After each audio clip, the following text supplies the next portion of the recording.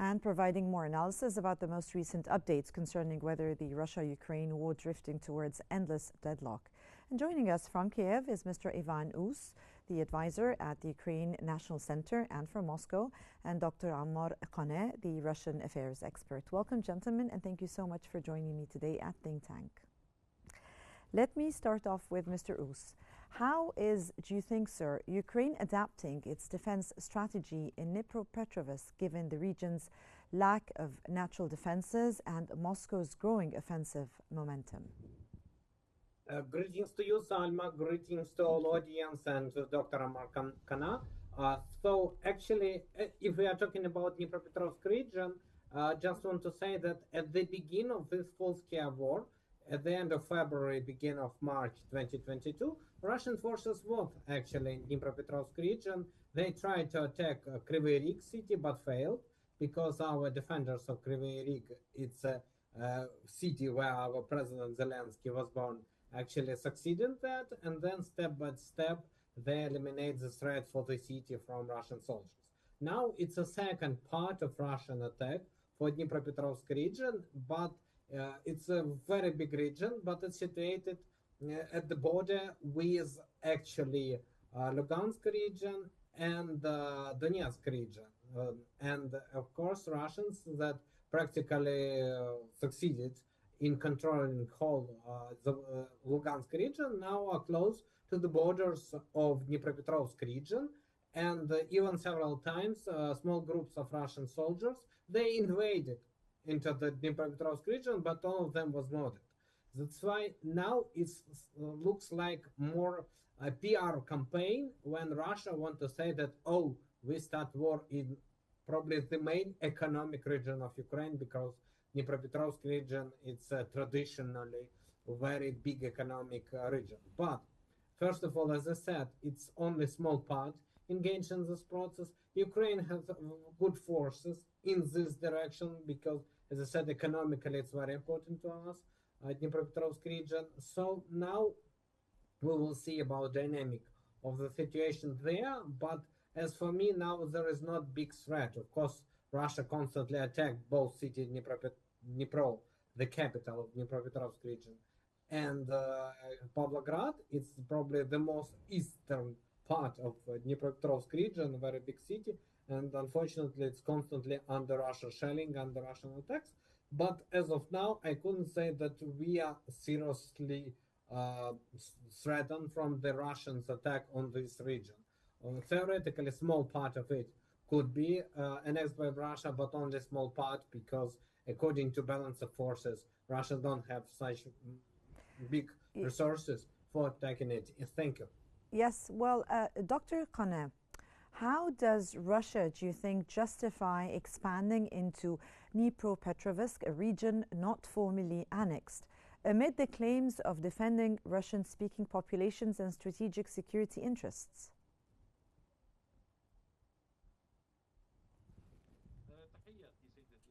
Greetings to you and to the honorable guest.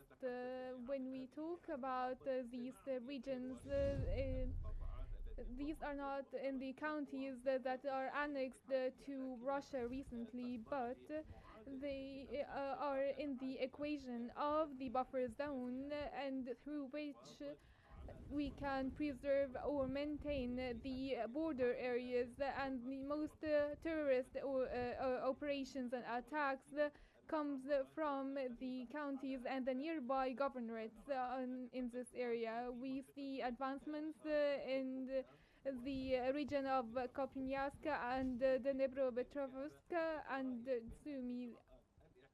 All of these precautionary measures for security reasons can be attributed, and also during the upcoming period are pressuring cards to be used by Russia later on in the stalled negotiations today, that we can see a lot of Kyiv failures to obtain the dead bodies lying on the borders without any good justification. These are tactical steps and military strategy and not political. Mr. Us, with repeated drone strikes crippling Kyiv's infrastructure and morale, How do you think is Ukraine sustaining the civilian resilience amid the diplomatic fatigue among the Western allies?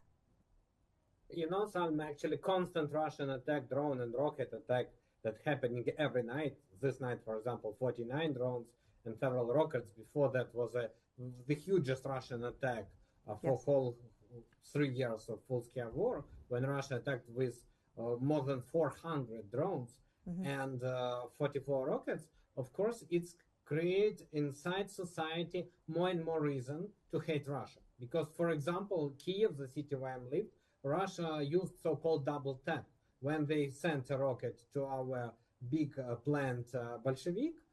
Then actually, when our firefighting crew come to eliminate the fire happening in this plant, Russia sent another rocket and murdered 3 our employees of fighting crew.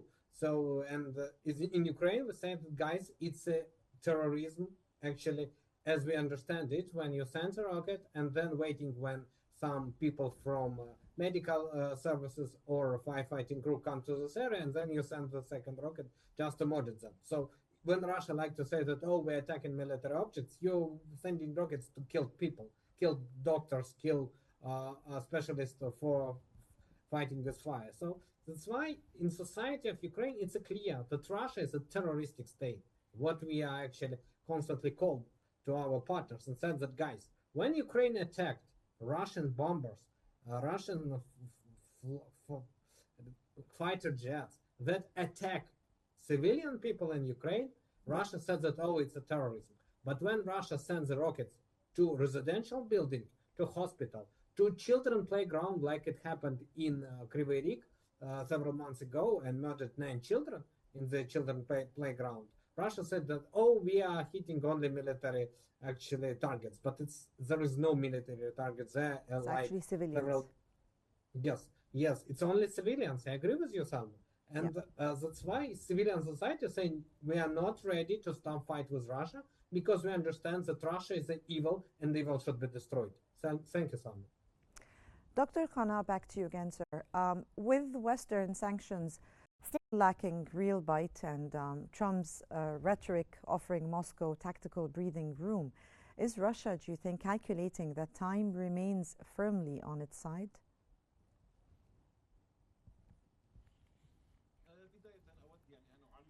First, I would like to comment on what the guests have said regarding the Russian responses, which was not in response, which was unresponsive for targeting the airports for 3 days. The 3 civilian bridges and railways were targeted. This is terrorism, and let's remember the reality in 2014 and the Donbas region, which was considered Ukrainian, was bombed by rockets. The Crimea, when it joined to Russia, there were electricity cuts and water cuts, and this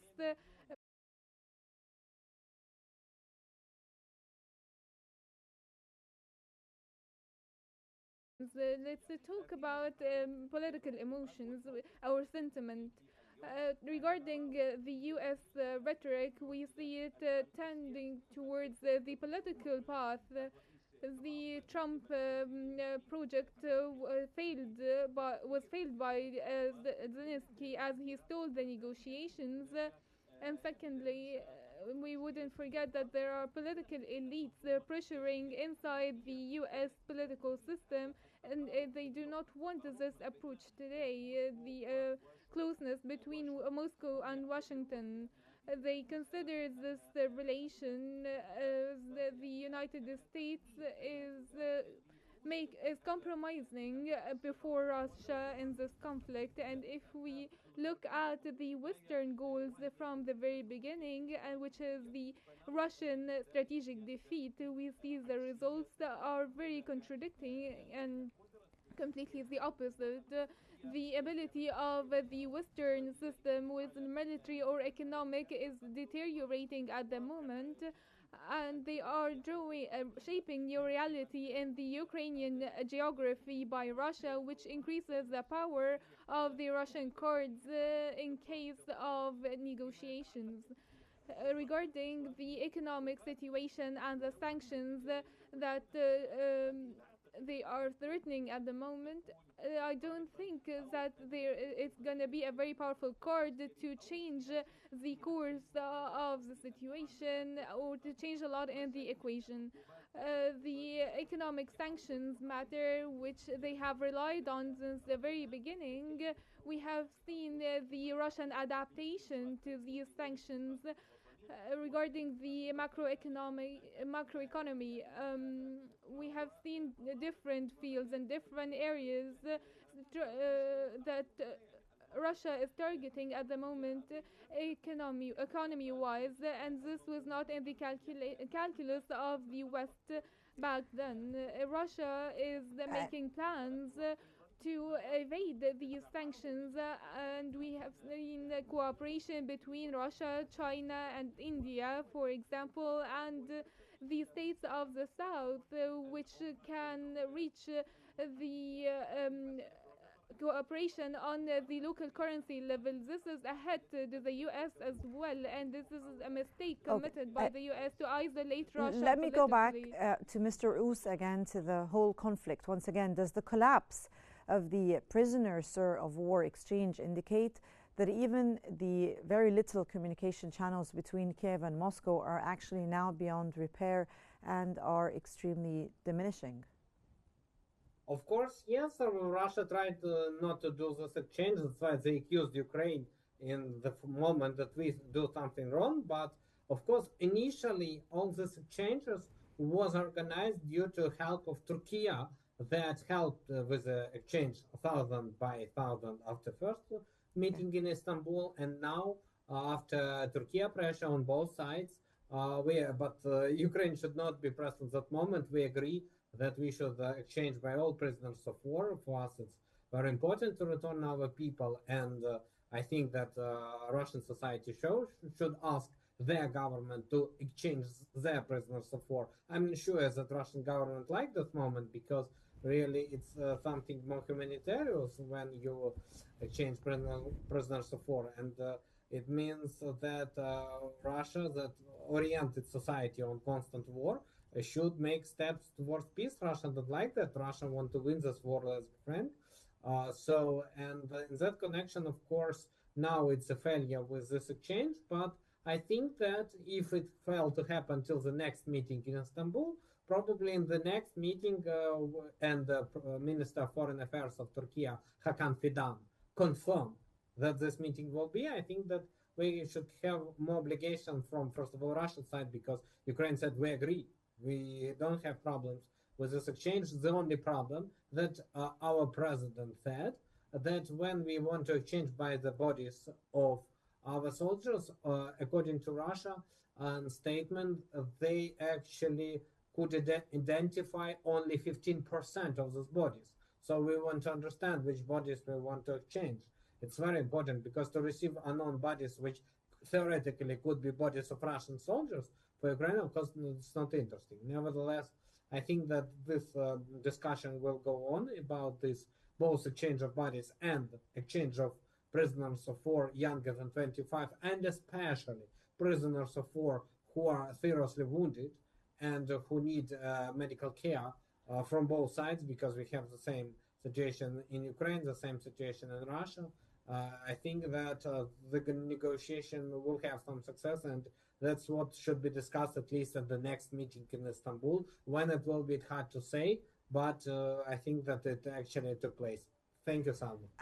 Mr. Ous, actually sticking to the same point, what do you think would be the next step if the tactics and the communication between Kiev and Moscow are very low and almost diminishing? What would be the next step? What would be happening after that? Salma, both Russia and Ukraine don't need the talks. That is the main problem, because the only person for whom it was oriented, it was Donald Trump, because he won the talks. But Ukraine said that in these talks, we received an ultimatum that we should surrender. What actually we received. But it doesn't mean that there will be no talks at all, because Russia afraid of the moment that in one moment Donald Trump can say the phrase that I'm tired from this war, I delegate this topic to some other person, for example, to Kit Kellogg or to Mark Rubio, the Secretary of State, but I think it will be Kit Kellogg. And in that connection, that person can say that, oh, we understand that Russia starts this war, that Russia constantly made provocation. For example, even in Bryansk region, there was a problem with bridge, and a Russian train uh, collided with this bridge after half an hour of this problem. So Russia accused Ukraine of terrorism, but it was technical problem with this bridge after Russian truck was on this bridge. After that, it was a problem with this bridge. Then, in half an hour, Russian train collided with it.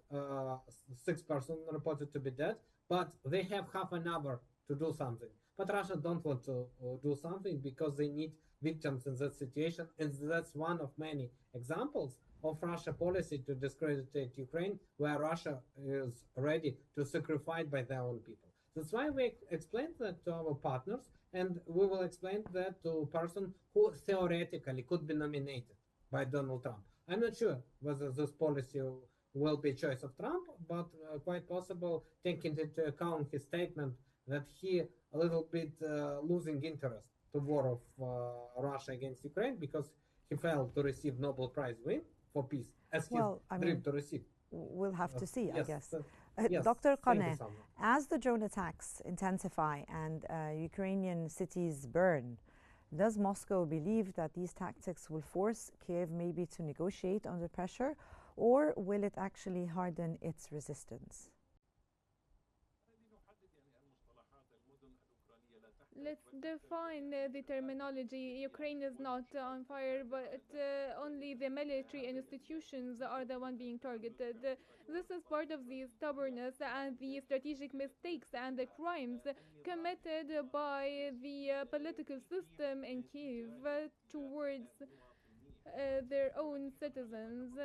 And commenting on what the guest has mentioned, that Moscow is the one stalling the negotiations or the detainee exchange deal. Since yesterday, the Ukrainian bodies on the borders with the Russian delegation and the Ukrainian delegation has not provided any justification for not taking these bodies, and Russia started even to publish lists for the for the Ukrainian dead bodies.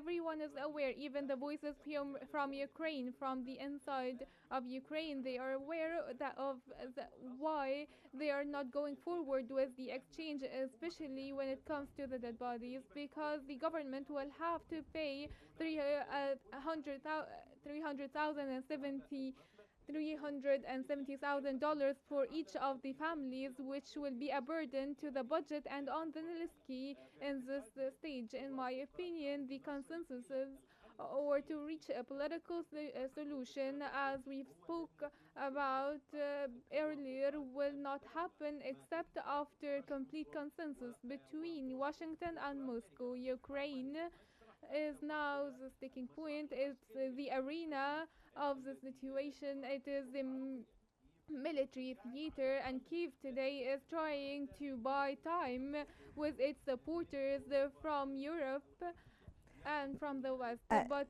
let me go back, sir, to Mr. Ouz again. Mr. Ouz, how is Ukraine handling, in your opinion, the narrative confusion that's been created by the global figures like Elon Musk and U.S. political ambiguity, which some might say maybe weakened the international solidarity? What are your thoughts? Of course, we saw that big problems between Donald Trump and Elon Musk inside the local U.S. policy. For us now, hard to predict what could be. At least today, Ukrainian television, I said that for me, it's clear that first thing that Elon Musk could do is purchase Fox News, the most favorite Donald Trump TV channel, and start to organize the third party, as he writes in his social media, and it will be something like a deja vu of the year 1912. I explained it was a year when not two but three candidates for president has absolutely equal chances, and that time where one Republican candidate, the current President Taft, one former Republican President Roosevelt, plus Democratic candidate come to that election, Woodrow Wilson, with absolutely equal chances because Roosevelt was not glad of the fact that Taft, who promised to him that he returned to him president chair after his 4 years of presidency, decided not to do that. And Elon Musk can create it, the figure that could be a big competitor to Republicans in 2028. Yes. Mr. Ivan, I'm running out of time, and thank you so much. That was Mr. Ivan Ous, the advisor at the Ukraine National Center, and Dr. Ammar Qaneh, the Russian affairs expert. Thank you so much, gentlemen, for your insights and this valuable discussion.